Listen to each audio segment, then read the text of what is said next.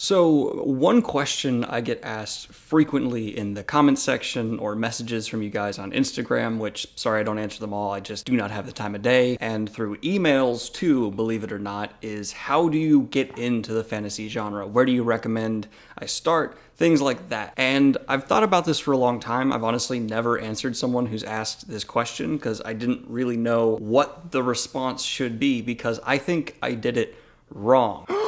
I was read fantasy when I was a little kid by my dad. There was a gap where I didn't really read any on my own. And then I picked up The Wheel of Time, and I was fiercely loyal to The Wheel of Time, kind of rejecting that any other fantasy series could even come close. And it was just kind of my own little bubble. And it took a lot of time and effort and friends badgering me to read other books to finally break me out of that very distinct Wheel of Time bubble and bring me into this wider, fantastical world. I'm so happy I did. I've now read books that I would say are as good as the Wheel of Time series, and I'm just as in love with, including Witcher, pretty much most of the Cosmere. I'm having a great time with Dresden Files. I'm loving the Game of Thrones, going through that again. Lightbringer was something I was really in love with, and now I'm kind of just really enjoying it. I go up and down with Lightbringer, and I would never have had those experiences if I just stuck with that one series, but I think that's a common mistake a lot of people make. They pick up one fantasy series, they fall deeply in love with it,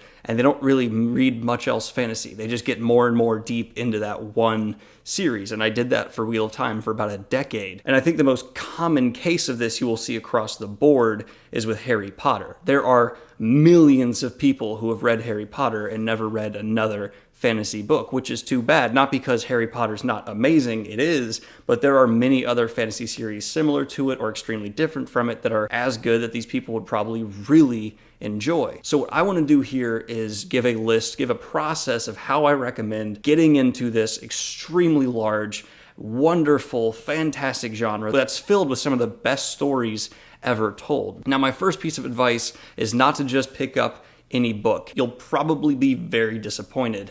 I do a thorough filtering process before I pick up any fantasy book. I read online reviews, I check out the author's writing style, I make sure enough of you guys recommend it who I recognize, and I know you understand my taste. I talk to friends who maybe have picked it up, and I make sure it's worth my time, because getting into a book is an investment. It really is. If it pays off poorly, you're 20% into it. You've spent a couple days going through it, and suddenly you realize, wow, this isn't going to get any better. Crap, it can turn you off entirely from reading further. So I recommend you do a lot of research. I have some base recommendations that I really hand to people if they want to dabble in fantasy. They're more often just one-off books. My go-to kind of lighter fantasy, the more kind of just, oh, this is fun and enjoyable, is just some of the one-off Cosmere novels. They're great. You certainly don't need to know more about the Cosmere to enjoy them. Things like Warbreaker. You can definitely just quickly go through those. They're not amazing, but they're good enough that you can know, okay, I like what happened here. I want to read something more. If you want to do a little bit darker, if I know the person's more into the grim, dark side of fiction, I obviously won't just throw Game of Thrones at them or something that dark. I'll try to find a one-off novel. Unfortunately, when it comes to grim, dark fantasy, the best is almost always a series. So what I recommend is people get into Joe Abercrombie's First Law trilogy. That way it's not super long, but it's definitely grim, dark, and it's some of the best grim, dark I've ever read. Has morally gray characters you'll love to hate. Glodka is still fascinates me as a character to this day. Then there's some people who insist on diving in with a series. They don't care about grimdark or lighter, they just want a series. And in that case, I go for the shorter side of the series. My go-to recommendation right now is The Witcher. They're not huge books, and there's only 5, I believe, currently, and the series allows you to start with some short stories if that's your taste. So there's a gateway to get in that way that actually offers multiple paths with one incredibly good story. And The Witcher falls kind of right in between overly lighthearted fantasy and more of grimdark. It has a really good character balance and a nice kind of in-between, just realistic gray look at the world. Now, if you've made it past your first series or your first one-off, I then typically recommend you do pick up a heftier series, one of these bigger Goliath books you've seen, because these longer stories, these more in-depth worlds, are what a lot of people in fantasy really crave. This amazing level of imagination and world building and realization. A lot of people at this point want to go to the classics. I hesitate to recommend that. The Lord of the Rings, well, if you really love fantasy, can be amazing to read because it shows you the roots and so many fantastic world-building aspects, does not hold up to a lot of modern writing trends and can be extraordinarily off-putting for someone who thinks they love the fantasy genre, and in reality, they love modern fantasy. If you really like that classical writing style, go right ahead, it's one of the best of all time. But I would recommend sticking into a more familiar wheelhouse for even a year or two of reading fantasy, because you don't need to know the immediate kind of roots of fantasy to really love the genre. That's some gatekeeping BS that don't listen to anyone who says that. Maybe once you're more experienced, more well-versed, then go back, read some of the classics like Lord of the Rings or Discworld to really understand how we've gotten to where we are with the genre. What I would recommend at this point, if you're craving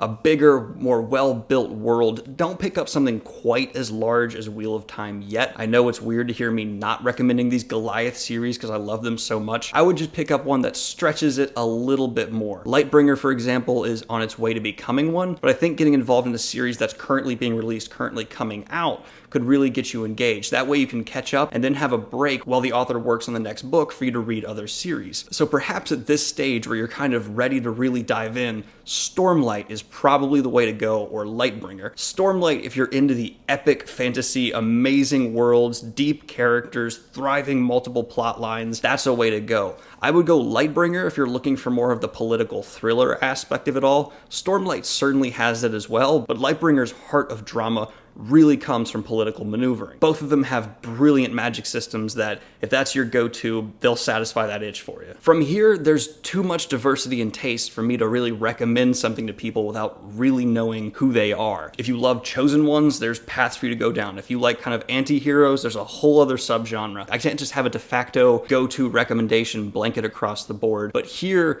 is my personal kind of more general introduction to fantasy list. If you're into grimdark fantasy, start with the First Law trilogy. It's gonna satisfy that grimdark itch for sure. Great character, neat magic system that's a little lighter and focuses more on who the people are at their core. It's an interesting path to go down. It also has a very fast pace and a lot of events happening really quickly, so for a first off fantasy book, it can really be interesting to have all these things happen so quickly, probably more used to the pace outside of epic fantasy than you're used to. It'll be a good bridge. A lot of fantasy is a little bit slower than typical writing, so it can help you get there. If you want more lighthearted, as I said, I'll probably recommend Warbreaker. That's a good introduction and great world building with good characters and a good first look at how these magic systems, or a very alternative magic system, could work. From there, I'm going to bottleneck my recommendations down to The Witcher. I honestly think everyone should read this. It's a wonderful story. There's not really any flaws I can think of, or really any turnoffs for anyone across the board. It has a great cast of characters, classic kind of magic system and world, with the addition of an incredibly good modern take on character and relationships. I've yet to meet anyone who's read it who wasn't blown away,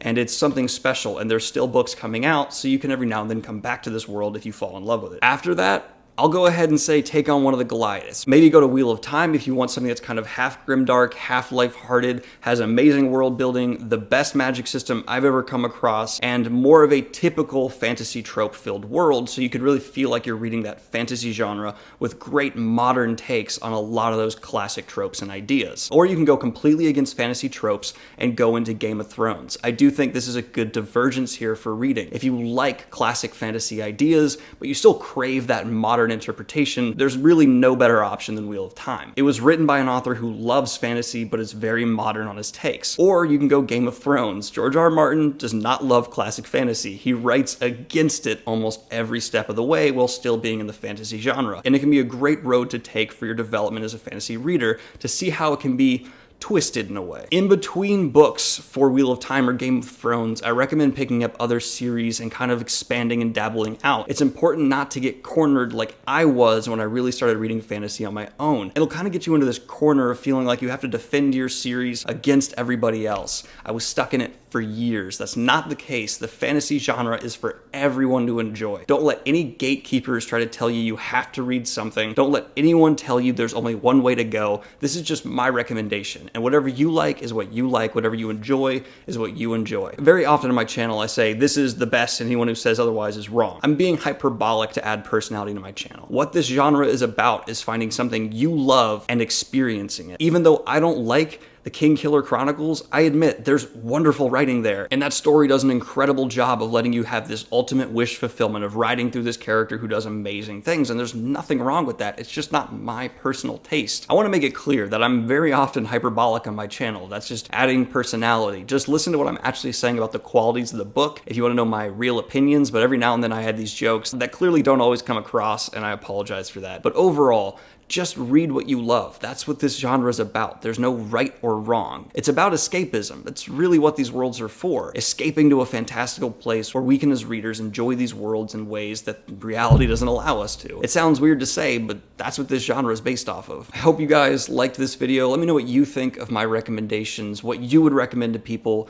down below. What are you currently reading, and where do you think it should be on someone's development into fantasy? Because very often when I'm reading a book, I think, oh, I wish I had read this first, or I wish this had been my introduction into this subgenre of fantasy. The Poppy War, for example, I wish I had read that before Game of Thrones, because I appreciated Game of Thrones' execution of grimdark after reading the Poppy Wars all the more. Not because Poppy Wars was bad, it just educated me a little bit on what that subgenre was going for. Have a good one, y'all. Like and subscribe if you have not already, and hit the Patreon if you'd like to support what I do here. Peace.